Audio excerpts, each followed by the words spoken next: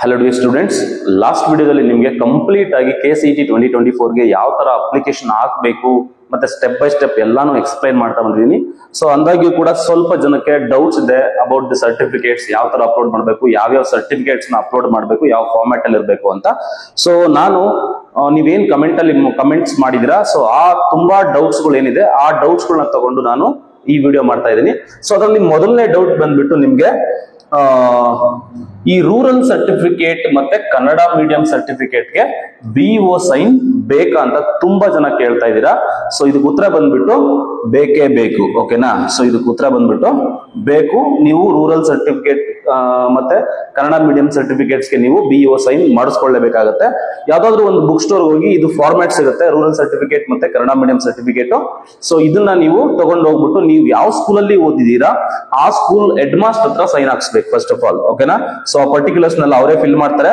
So ನಿಮ್ಮ school ನಲ್ಲಿರುವ head master ಹತ್ರ ಅದ್ರದ್ದು ಸೀಲ್ ಮತ್ತೆ ಸೈನ್ ಹಾಕ್ಸ್ಬಿಟ್ಟು ಆ ಸರ್ಟಿಫಿಕೇಟ್ಸ್ ನ ತಗೊಂಡು ಹೋಗ್ಬಿಟ್ಟು ನೀವು ಯಾವ ತಾಲೂಕ್ಗೆ ಬಿಲಾಂಗ್ಸ್ ಆಗ್ತೀರಾ ಆ ತಾಲೂಕಲ್ಲಿ BO ಅಂತ ಇರ್ತಾರೆ, ಆ BO ಹತ್ರ ಸೀಲ್ ಸೈನ್ ಹಾಕಿಸ್ಬೇಕು. That is one thing. So ಇನ್ನೊಂದ್ ಸ್ವಲ್ಪ ಜನ ಹೇಳ್ತಾರೆ, ಸರ್ ನಾನು ಒಂದಕ್ಕಿಂತ ಜಾಸ್ತಿ ಸ್ಕೂಲಲ್ಲಿ ಓದಿದ್ದೀನಿ ಸರ್, ಈಗ ಎಲ್ಲಾನು ಮಾಡಿಸ್ಬೇಕಾ ಅಂತಂದ್ರೆ 100% ಫಸ್ಟ್ ಸ್ಟ್ಯಾಂಡರ್ಡ್ ಇಂದ 10th ಸ್ಟ್ಯಾಂಡರ್ಡ್ ವರ್ಗು ಎಲ್ಲಾನು ಎಷ್ಟೇ ಸ್ಕೂಲಲ್ಲಿ ಓದಿದ್ರು, ನೀವು 5 ಸ್ಕೂಲಲ್ಲಿ ಓದಿದ್ರು 5 ಸ್ಕೂಲ್ದು ಕೂಡ ಸಪ್ರೇಟ್ ಆಗಿ ನೀವು ಮಾಡಿಸ್ಬೇಕಾಗತ್ತೆ. ಸಪೋಸ್ ನೀವೇನಾದ್ರೂ ಒಂದೇ ಸ್ಕೂಲಲ್ಲಿ ಓದಿದ್ದೀರಾ ಅಂತಂದ್ರೆ ನಿಮ್ಗೆ ಒಂದೇ ಸರ್ಟಿಫಿಕೇಟ್ ಕೊಡ್ತಾರೆ. ಸೊ ಆ ಸರ್ಟಿಫಿಕೇಟ್ ನ ತಗೊಂಡು BO ಹತ್ರ ಸೈನ್ ಮಾಡಿಸ್ಲೇಬೇಕು. This is the first doubt. Clear? So next one ಬಂದ್ಬಿಟ್ಟು ಸೆಕೆಂಡ್ ಡೌಟ್ ತುಂಬಾ ಜನ ಕೇಳ್ತಾ ಇರೋದು, ಸ್ಟಡಿ ಸರ್ಟಿಫಿಕೇಟ್ ಗೆ BO ಸೈನ್ ಬೇಕಾ ಅಂತ. ಸ್ಟಡಿ ಸರ್ಟಿಫಿಕೇಟ್ಸ್ ಗೆ BO ಸೈನ್ ಬೇಕಿಲ್ಲ. ಓಕೆನಾ? ಅವಶ್ಯಕತೆ ಇಲ್ಲ. ಓಕೆನಾ? ಸೊ ನಾಟ್ ನೆಸರಿ, ಅವಶ್ಯಕತೆ ಇಲ್ಲ. ಸೊ ಸಪೋಸ್ ಏನಾದ್ರೂ ನೀವು ಆಲ್ರೆಡಿ ಮಾಡಿಸಿದೀನಿ ಸರ್, ನಾನು ಆಲ್ರೆಡಿ ಮಾಡಿಸಿದೀವಿ ಸರ್ ಸ್ಟಡಿ ಸರ್ಟಿಫಿಕೇಟ್ ಗೆ BO ಸೈನ್ ಅಂತಂದ್ರೆ ಏನೂ ಪ್ರಾಬ್ಲಮ್ ಆಗಲ್ಲ. ನೀವು ಅದೇ ಸರ್ಟಿಫಿಕೇಟ್ಸ್ ನ ಅಪ್ಲೋಡ್ ಮಾಡಬಹುದು, ಇದರಲ್ಲಿ ಏನು ಪ್ರಾಬ್ಲಮ್ ಇಲ್ಲ. ಓಕೆನಾ? ಸೊ ಆಲ್ರೆಡಿ ಫೆಚ್ ಆಗಿರುತ್ತೆ ಡೀಟೇಲ್ಸ್. ನಿಮ್ಗೆ ಸ್ಯಾಟ್ಸ್ ಅಲ್ಲಿ ಯಾವ್ಯಾವ ಸ್ಟ್ಯಾಂಡರ್ಡ್ ಸ್ಟಡಿ ಸರ್ಟಿಫಿಕೇಟ್ಸ್ ಫೆಚ್ ಆಗಿರುತ್ತೆ. ಸೊ ಆ ಸ್ಟಡಿ ಸರ್ಟಿಫಿಕೇಟ್ಸ್ ನ ಯಾವುದೇ ರೀತಿ ಅಪ್ಲೋಡ್ ಮಾಡೋ ಅವಶ್ಯಕತೆ ಇಲ್ಲ. ಯಾವ್ದು ಫೆಚ್ ಆಗಿಲ್ಲ ಸೊ ಅದನ್ನ ನೀವು ಅಪ್ಲೋಡ್ ಮಾಡ್ಬೇಕಾಗತ್ತೆ. ನಿಮಗೆ ಗೊತ್ತಿರ್ಬೇಕು 7 ಇಯರ್ಸ್. ಓಕೆನಾ? 7 ಇಯರ್ಸ್ ಮಿನಿಮಮ್ ಸ್ಟಡಿ ಮಾಡಿರ್ಬೇಕು ಕರ್ನಾಟಕದಲ್ಲಿ. ಇದು ಕ್ಲಾಸ್ J ಗೆ ಸಂಬಂಧಪಟ್ಟಂಗೆ 7 ಇಯರ್ಸ್ ಸ್ಟಡಿ ಸರ್ಟಿಫಿಕೇಟ್ ಆಲ್ರೆಡಿ ನಿಮ್ಗೆ ಫೆಚ್ ಆಗಿದ್ರೆ ಮೋಸ್ಟ್ ಆಫ್ ದಿ ಸ್ಟೂಡೆಂಟ್ಸ್ ಗೆ 7 ಇಯರ್ಸ್ ಫೆಚ್ ಆಗಿರುತ್ತೆ. ನಾವು ತುಂಬಾ ಅಪ್ಲಿಕೇಶನ್ ಅಪ್ಲೈ ಮಾಡಿರೋದ್ರಿಂದ ನಿಮ್ಗೆ ಮೋಸ್ಟ್ 4th ಇಂದ 12th ವರ್ಗು ಫೆಚ್ ಆಗುತ್ತೆ. ಓಕೆನಾ? So 4th to 12th almost ಎಲ್ಲ ಫೆಚ್ ಆಗುತ್ತೆ. ಇಲ್ಲಿ ನಿಮ್ಗೆ ಆಲ್ಮೋಸ್ಟ್ 9 ಇಯರ್ಸ್ ಆಗುತ್ತೆ. ಓಕೆನಾ? 9 ಇಯರ್ಸ್ ಇಂದ ನಿಮ್ಗೆ ಉಳಿದಿರೋದು ಯಾವ್ದು? First standard, second standard, 3rd standard ಉಳಿಯುತ್ತೆ.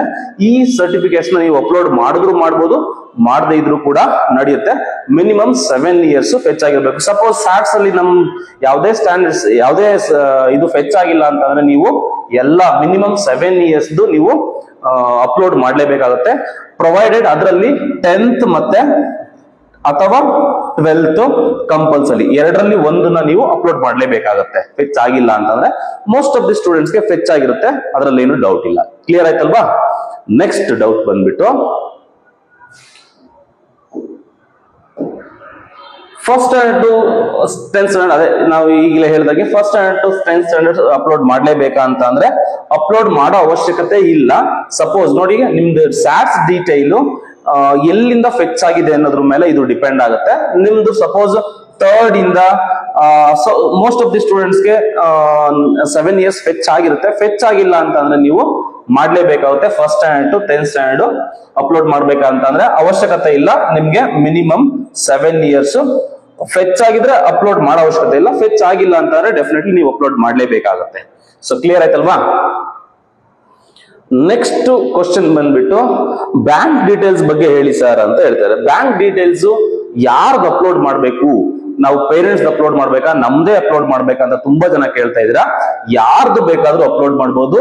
ಇದರಲ್ಲಿ ಇವ್ರದೇ ಅಪ್ಲೋಡ್ ಮಾಡ್ಬೇಕಂತ ಇಲ್ಲ. ಸಪೋಸ್ ನಿಮ್ದು ಏನಾದ್ರು ಅಕೌಂಟ್ ನಂಬರ್ ಇದ್ದು ಅದು ಚಾಲ್ತಿಲಿದ್ರೆ ಅಂದ್ರೆ ವ್ಯಾಲಿಡ್ ಇದ್ರೆ ಅದು ಕರೆಕ್ಟ್ ಆಗಿ ಯೂಸ್ ಮಾಡ್ತಾ ಇದ್ರೆ ಅದನ್ನ ಅಪ್ಲೋಡ್ ಮಾಡಿ. ಇಲ್ಲ ಅಂತಂದ್ರೆ ಬೆಟರ್ ನಿಮ್ಮ ಪೇರೆಂಟ್ಸ್ ಬ್ಯಾಂಕ್ ಅಕೌಂಟ್ ನಂಬರ್ ನ ಎಂಟ್ರಿ ಮಾಡಿ. ಯಾಕಂತಂದ್ರೆ ಇದು ತುಂಬಾ ಇಂಪಾರ್ಟೆಂಟ್ ಆಗುತ್ತೆ. ನಿಮ್ಗೆ ಏನಾದ್ರು ಫೀಸ್ ರೀಫಂಡ್ ಬೇಕಂತ ಅಂದ್ರೆ ಇದು ತುಂಬಾ ಹೆಲ್ಪ್ ಆಗುತ್ತೆ. ನೀವು ಇಲ್ಲಿ ಯಾವ ಅಕೌಂಟ್ ನಂಬರ್ ನ ಹಾಕ್ತೀರಾ ಅದೇ ಅಕೌಂಟ್ಗೆ ನಿಮ್ದು ಫೀಸ್ ರಿಫಂಡ್ ಆಗುತ್ತೆ, ಇನ್ ಕೇಸ್ ಏನಾದ್ರು ರಿಫಂಡ್ ಆಗೋ ತರ ಇದ್ರೆ. ಓಕೆನಾ? ಸೊ ಇದು ಏನು ಡೌಟ್ ಇಲ್ಲ, ಬ್ಯಾಂಕ್ ಡೀಟೇಲ್ಸ್ ಯಾರ್ದು ಬೇಕಾದ್ರೆ ಹಾಕ್ಬೋದು. ಓಕೆ, ಅದಾದ ನಂತರ ತುಂಬಾ ಜನ ಕೇಳ್ತಾ ಇರೋದು ಕ್ಯಾಸ್ಟ್ ಅಂಡ್ ಇನ್ಕಮ್ ಸರ್ಟಿಫಿಕೇಟ್ ಬಗ್ಗೆ, ಆಡಿ ನಂಬರ್ ಬಗ್ಗೆ ಹೇಳಿ ಸರ್ ಅಂತ ಕೇಳ್ತಾ ಇದ್ರಿ. ನೋಡಿ, ಕ್ಯಾಸ್ಟ್ ಅಂಡ್ ಇನ್ಕಮ್ ಸರ್ಟಿಫಿಕೇಟ್ ಅನ್ನೋದು ಮೋಸ್ಟ್ OBC ಕ್ಯಾಟಗರಿ ಯಾರ್ಯಾರು ಬರ್ತೀರಾ ಅವ್ರಿಗೆಲ್ಲನ 5 years ವ್ಯಾಲಿಡಿಟಿ ಇರುತ್ತೆ. ಕ್ಲಿಯರ್ ಆಯ್ತಲ್ವಾ? 5 years ವ್ಯಾಲಿಡಿಟಿ ಇರುತ್ತೆ. ನೀವು ಈ ಸರ್ಟಿಫಿಕೇಟ್ಸ್ ನ ಯಾವಾಗ ಮಾಡಿಸಿರ್ಬೇಕಂದ್ರೆ, ಸಪೋಸ್ ನಿಮ್ಗೆ ಎಕ್ಸಾಮಿನೇಷನ್ ಡೇಟ್ ಗೊತ್ತಿದೆ, ನಿಮ್ಗೆ ಯಾವತ್ತಿದೆ ಅಂತ ಅಂದ್ರೆ 18th ಮತ್ತೆ 19th ಎಕ್ಸಾಮಿನೇಷನ್ ಇದೆ ಏಪ್ರಿಲ್ ಅಲ್ಲಿ. ಓಕೆನಾ? ಸೊ ಇದರಿಂದ ಈ ಡೇಟ್ ಗೆ ನಿಮ್ಮ ಸರ್ಟಿಫಿಕೇಟ್ ವ್ಯಾಲಿಡ್ ಇರಬೇಕು. ಓಕೆನಾ? ಸೊ ಅಂದ್ರೆ ಇದರ ಅರ್ಥ ಬಂದ್ಬಿಟ್ಟು ನೀವು ಸರ್ಟಿಫಿಕೇಟ್ಸ್ ನ 2019 ಏಪ್ರಿಲ್ 20th, ಓಕೆನಾ, ಇದ್ರ ನಂತರ ನೀವು ಸರ್ಟಿಫಿಕೇಟ್ಸ್ ನ ಮಾಡಿರ್ಬೇಕು. ಓಕೆನಾ? So 2019 April 20th afterwards ಮಾಡಿಸಿರ್ಬೇಕು. ಆದ್ರೆ ಇನ್ನದು ಮಾಡಿಸಿದ್ರೆ ವ್ಯಾಲಿಡ್ ಇಲ್ಲ. ಓಕೆನಾ? ನಿಮ್ಮ ಸರ್ಟಿಫಿಕೇಟ್ ಅಲ್ಲಿ ನಿಮ್ಮ income certificate, caste income certificate date ಅಂತ ಇರುತ್ತೆ. ಆ ಡೇಟ್ ಬಂದ್ಬಿಟ್ಟು ಈ ಡೇಟ್ ಗಿಂತ ಈ ಡೇಟ್ ಆದ್ಮೇಲೆ ಇರ್ಬೇಕು. ಓಕೆನಾ? ಸೊ 20th ಆದ್ಮೇಲೆ ನೀವು ಮಾಡಿಸಿದ್ರೆ ಆ ಸರ್ಟಿಫಿಕೇಟ್ ವ್ಯಾಲಿಡ್ ಇರುತ್ತೆ, ಏನು ಡೌಟ್ಸ್ ಬೇಡ. ಓಕೆನಾ? ಇದಾದ ನಂತರ ನಿಮ್ಗೆ ಏನಾದ್ರೂ ಡೌಟ್ಸ್ ಇದ್ರೆ, ಅಪ್ಲಿಕೇಶನ್ ಹಾಕ್ಬೇಕಾದ್ರೆ ನಿಮ್ಗೆ ತುಂಬಾ ಡೌಟ್ಸ್ ಬರುತ್ತೆ. ಆತರ ಏನಾದ್ರೂ ಡೌಟ್ಸ್ ಇದ್ರೆ, ಸೊ ನಾನು ಇವಾಗ ನಂಬರ್ ಬರಿತೀನಿ, ಆ ನಂಬರ್ಗೆ ನೀವು ಕಾಂಟ್ಯಾಕ್ಟ್ ಮಾಡಿ. ಸೊ ನಿಮ್ದೆಲ್ಲಾ ಡೌಟ್ಸ್ ನ ಕ್ಲಿಯರ್ ಮಾಡ್ಕೋಬಹುದು. ಸಪೋಸ್ ನಿಮ್ಗೆ ಏನಾದ್ರೂ ಅಪ್ಲಿಕೇಶನ್ ಹಾಕಕ್ ಆಗ್ತಿಲ್ಲ ಸರ್ ಅಂತಂದ್ರೆ ನಾವೇ ಫ್ರೀ ಆಗಿ ಅಪ್ಲಿಕೇಶನ್ ಹಾಕೊಡ್ತೀವಿ.